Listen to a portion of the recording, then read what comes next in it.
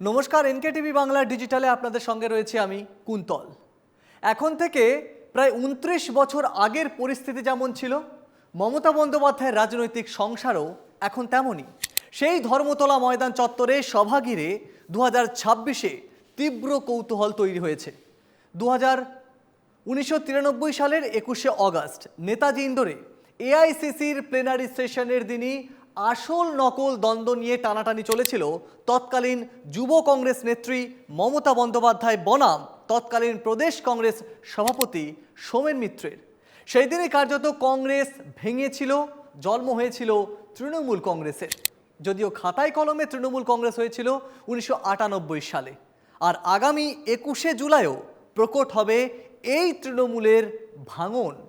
এতদিনের ঢাক ঢাক গুড়গুড় এবার স্পষ্ট হবে। কেন বলছি? কারণ মমতা এবং তৃণমূলের বিদ্রোহী গোষ্ঠী কাদের সভা কেমন রূপ নেয়, কত লোক আসে 21শে জুলাইয়ের সমাবেশে, তার উপরে নির্ভর করবে তৃণমূলের ভবিষ্যৎ, বা বলা ভালো আসল তৃণমূলের ভবিষ্যৎ।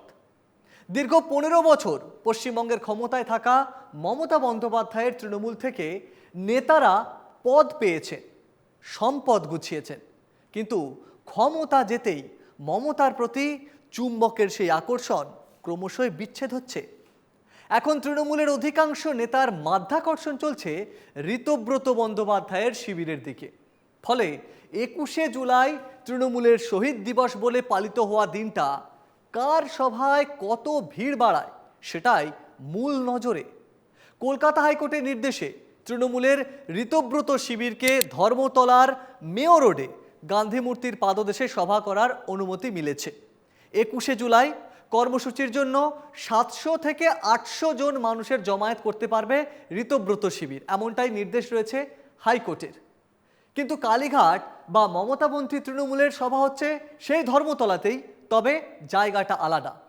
এতদিন এই 15 বছর ধরে যে ভিক্টোরিয়া হাউসের সামনে এতদিন 21শে জুলাইয়ের মহাসমাবেশ হতো, কোট আনকোট মহাসমাবেশ হতো, সেই মহাসমাবেশ এবার দেখা যাবে কিনা তা কিন্তু তার প্রশ্ন চিহ্নের মধ্যেই রয়েছে। কারণ এবারে মমতাপন্থী তৃণমূলকে সভা করার অনুমতি মিলেছে বিড়লা তারামণ্ডলের সামনে। 21শে জুলাই সভা করার অনুমতি দিয়েছে কলকাতা হাইকোর্ট। সময় কখন?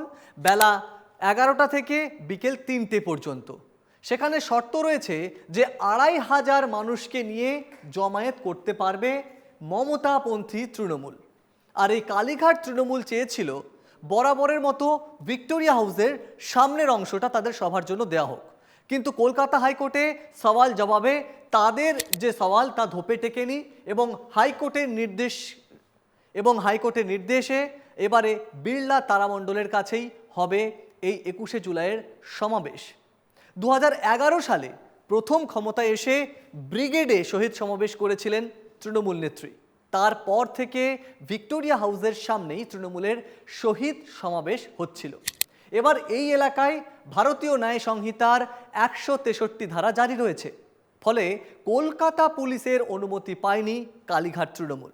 হাইকোর্টের নির্দেশকে মান্যতা দিয়ে বর্তমান পরিস্থিতিতে মমতা বন্দ্যোপাধ্যায় 21শে জুলাইয়ের সভা নিয়ে কি বলছেন? আমি মানুষের কাছে করজোড়ে ক্ষমা চাইছি বেঈমানদের জন্য। আমাদের সিম্বলে তাদের আপনারা জিতিয়েছে, আমরা দুঃখিত, ক্ষমা প্রার্থী। এদের অনেকের অনেক লাগেজ ব্যাগেজ আছে, তার আয়োজনও আমরা করে রাখবো। দরকার হলে রিক্সায় দাঁড়িয়েও মিটিং হবে, ঠেলা গাড়িতে দাঁড়িয়েও মিটিং হবে, হকারদের ভ্যানে দাঁড়িয়েও মিটিং হবে। মিটিং আমরা যখন বলেছি করব এবং আগের দিন আমি নিজে গিয়ে জায়গা দেখতে যাব, এবং প্রতিবার আমি 20শে জুলাই সন্ধ্যেবেলায় দেখতে যাই, সেরকম দেখতে যাব। কোর্টের পারমিশনে আমরা 21শে জুলাই, যদিও মেয়র রোড আমরা চেয়েছিলাম, আমাদের দেওয়া হয়নি, ব্যাকডেটে ওদের দেওয়া হয়েছে, দিঘি বিড়লা প্ল্যানেটারিয়ামের সামনে। আপনারা সবাই জানেন বিড়লা প্ল্যানেটারিয়ামের যে মোড়টা আছে সেইখানে আমাদের প্রোগ্রাম হবে। বেলা 11টা থেকে এসে আপনারা সবাই জমায়েত হবেন। আমার ছবির দরকার নেই, কারো ছবির দরকার নেই, তৃণমূলের সিম্বলটা দেবেন আর বিড়লা প্ল্যানেটারিয়াম চলো বা কলকাতা চলো স্লোগানটা রাখবেন। ভুল করে অন্য জায়গায় যাবেন না, পুলিশ যদি অন্য জায়গায় ঢুকিয়েও দেয় বাঁধ ভেঙে চলে আসবেন। এবং যে মানুষরা প্রতি বছর 21শে জুলাই শহীদ তর্পণ করেন, তাদের কাছে আমার হাত জোর করে আবেদন থাকবে, ওই দিনটা আপনারা আসবেন। ওই দিন আমরা 21শে জুলাই সহ সমস্ত শহীদদের আমরা স্মরণ করি।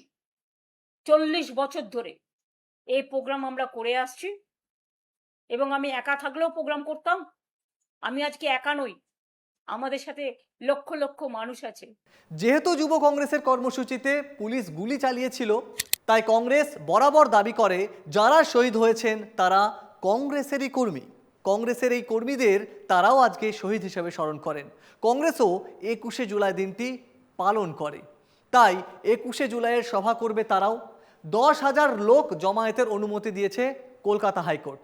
এতদিন যে কংগ্রেসের সভা সেভাবে প্রায় ঢাকায় পড়ে গিয়েছিল মমতার এই 21শে জুলাইয়ের সভার কাছে। এখানেই প্রশ্ন উঠছে, শহীদদের পরিবার তাহলে যাবেন কাদের সভায়?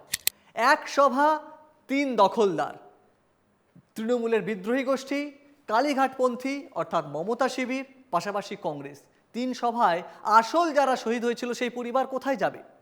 আপনাদের সংক্ষেপে জানিয়ে রাখি সেই সময় ঠিক কি ঘটেছিল।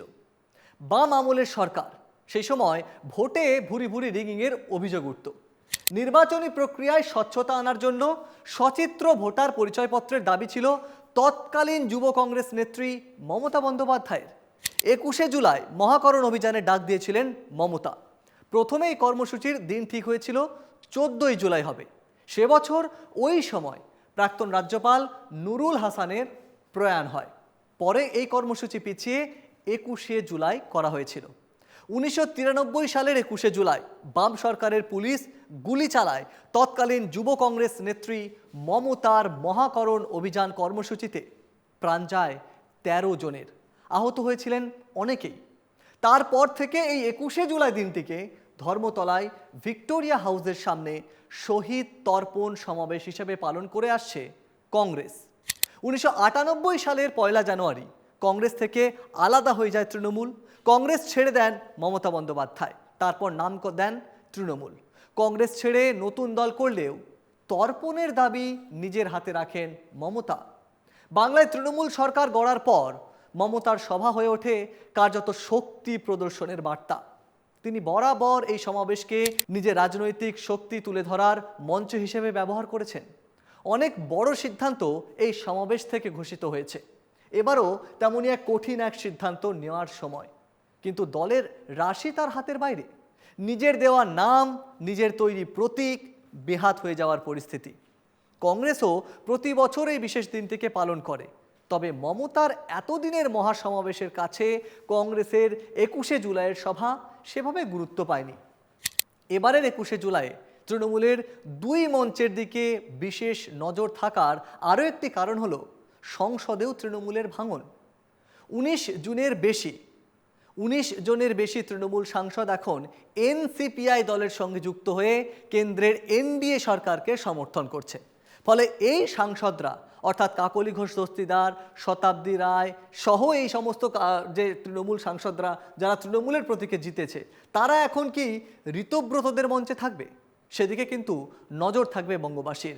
কারণ এবারে এই যে সভা মঞ্চ যেমন কারা আলো করে সেদিকে নজর, পাশাপাশি মমতা বন্দ্যোপাধ্যায়ের কাছে পরীক্ষা ক্ষমতাচ্যুত হওয়ার পর তার সমাবেশে কত লোক থাকে, নাকি ঋতব্রত শিবির অর্থাৎ মমতারই টিকিটে তৃণমূলের টিকিটে জেতা এই বিধায়করা তাদের শিবিরের তৃণমূলদের শক্তি কতটা দেখাতে পারবে। কারণ 21শে জুলাইয়ের এই ধর্মতলাতেই 3 সভা হচ্ছে প্রায় ধর্মতলার চত্বরেই, কিন্তু মমতার সেই শক্তি কি আজ দেখতে পারবে বঙ্গবাসী?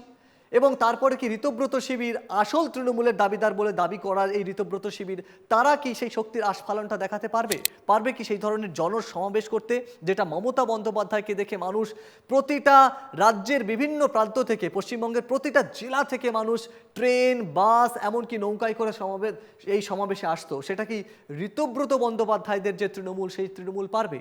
কারণ তাদের সঙ্গে একে একে যে বিধায়করা যোগ দিচ্ছে, তার শেষ যে যোগদান হয়েছে মদন মিত্রকে দিয়ে, চন্দ্রিমা ভট্টাচার্য গেছেন, অর্থাৎ মমতার হাতে গড়া দলের যারা শুরুর কারিগর ছিলেন তারাও এখন ধীরে ধীরে ঋতব্রত শিবিরে অর্থাৎ নতুন তৃণমূলে এসেছে। এবার এই নতুন তৃণমূল কি 21শে জুলাইয়ের সমাবেশে 21শে জুলাইয়ের সমাবেশটাকে মমতার সমাবেশের সমতুল্য করে তুলতে পারবে? সেদিকে কিন্তু নজর থাকবে 21শে জুলাইয়ের থেকে। কারণ 21শে জুলাই এবছরের 2026-এর 21শে জুলাই অনেক শক্তির একটা পরীক্ষা, অনেক স্মৃতির যেমন পরীক্ষা হবে, পাশাপাশি শহীদদের পরিবারগুলো কাদের মঞ্চে থাকে সেটাও কিন্তু দেখতে চায় বঙ্গবাসী। আমাদের এই ভিডিও কেমন লাগছে তা অবশ্যই কমেন্টে জানান। পাশাপাশি চোখ রাখুন এনকেটিভি বাংলার ডিজিটাল ওয়েব পোর্টাল এবং ইউটিউব এবং ফেসবুক পেজে।